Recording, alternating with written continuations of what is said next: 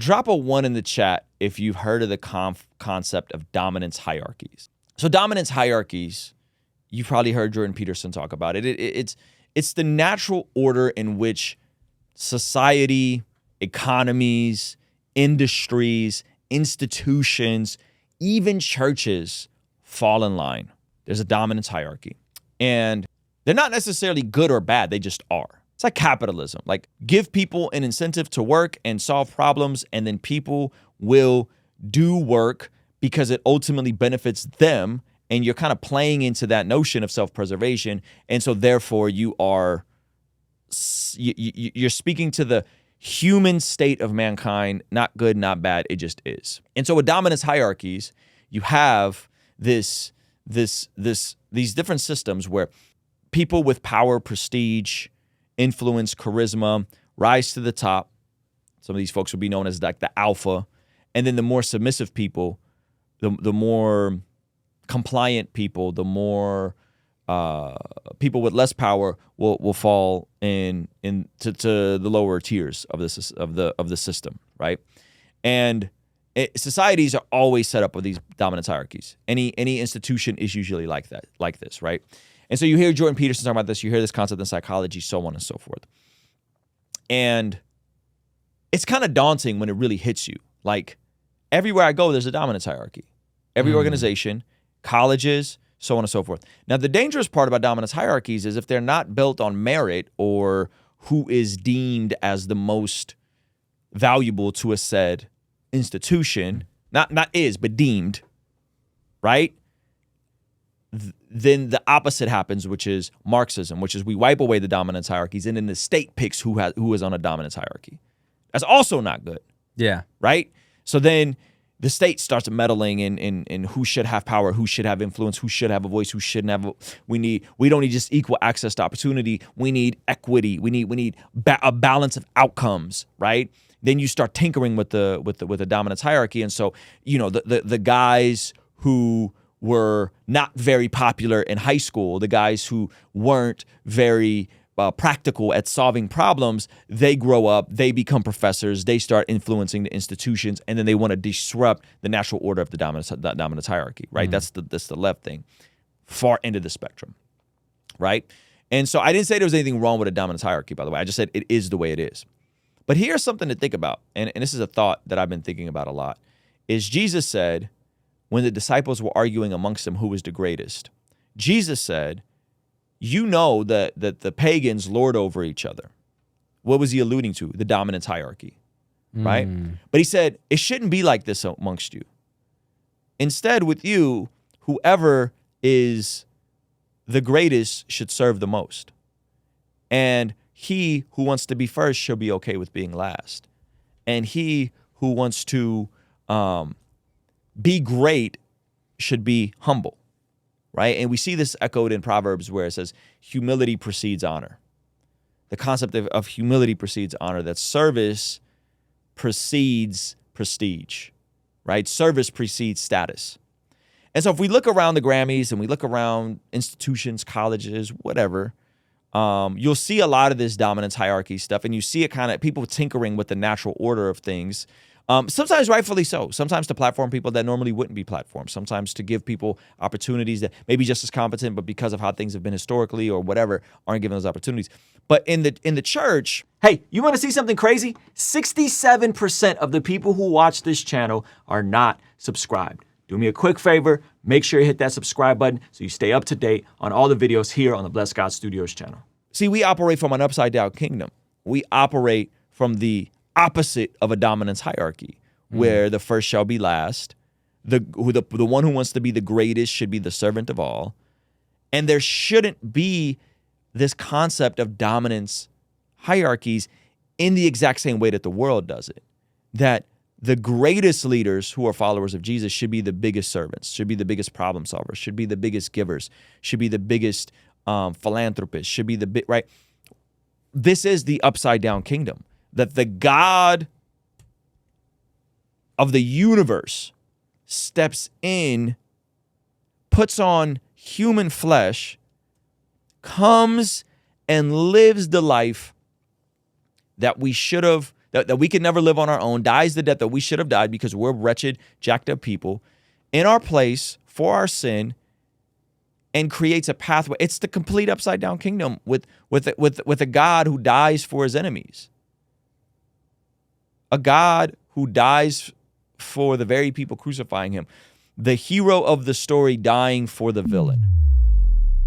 Right? It's an interesting mind shift in terms of how we think about some of these concepts that I think are so ingrained that we don't even think about dominance hierarchies in what's happening. And so the pathway forward isn't for more status and more clout and more prestige and more Grammys and more this and more that. The pathway forward is, how can I, with the time, talent, and treasure I've been given, solve the most amount of people's problems? And a lot of times, in order to solve other people's problems, you first got to solve your own problems.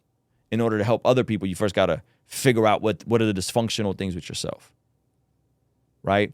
If you are only consumed with your immediate needs, it's going to be very difficult for you to help other people. And I know people don't want to hear that, and they want to blame the system and blame capitalism and blame the dominance hierarchies. But the reality is that you first got to work your junk out so that you could help and be the hands and feet of Jesus to the least of these.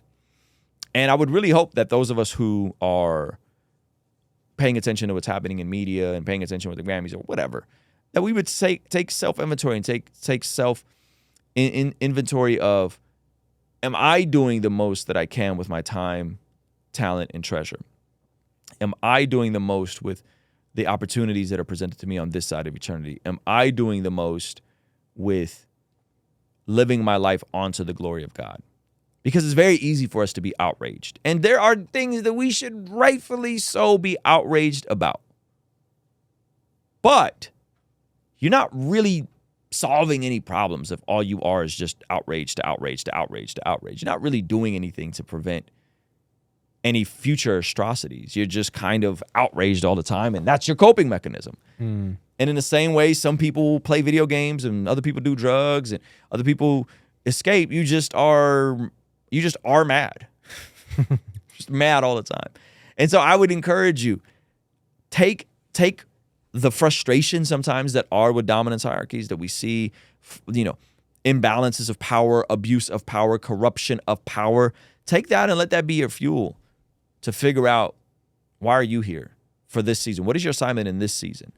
Is it to just work through your dysfunction so that you could become competent, so that in the next season you could actually help people? Is it that you actually are in a good place and you need to go help some people and go be the hands and feet of Jesus? What is it that you're here for in this assignment? Because we could be outraged all day long. And I bet you there's like a dopamine spike every time somebody's outraged. Mad, right? But how are we being the antidote? How are we being the antidote in society and culture? How are we being the solution? I'm very sober of the fact that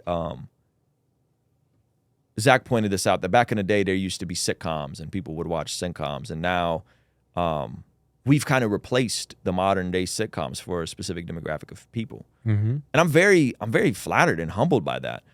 But I'm also very sober that comes with responsibility, that comes with a degree that some of you guys are watching me in your living room right now. Some of you guys, like, I'm on and you are changing your kid's diaper and I'm playing in the background. That's heavy. Yeah. And I would be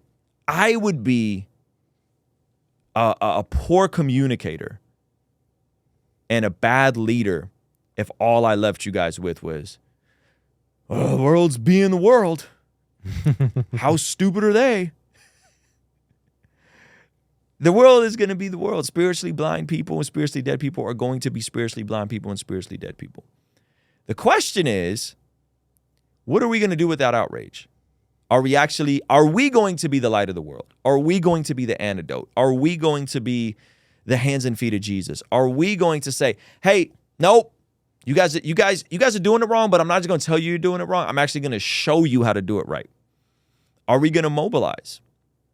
Right? Are we going to get focused in being the solution, not just pointing out the problem? And there are problems we need to point out. And so that would be my hope, man, with all of this stuff is, if you're watching this and you haven't given your life to Jesus, Put your faith in Jesus. Place your faith in Jesus. And the second best thing you can do is start living your life Jesus's way, because it really is better. And that requires work. For you to live your life Jesus' way, that requires work. That requires you working through your dysfunctions and your issues so you can be a functional human being. So then you could be someone that can help and solve problems and cause others to flourish. But I think so many of us Christians, man, and this was me, is I just stayed dysfunctional for like a decade. A Christian, addicted to porn, struggling, and not really making any progress in any meaningful way. And I just don't want that to be you guys. Like, if you're in a place where you feel stuck, like, step one is get unstuck. And you're going to get unstuck by living your life God's ways. I don't mean to oversimplify it, but that really is the truth. And then step two is, like, now that you're functional, how do you go from functional to flourishing and helping others flourish? You know?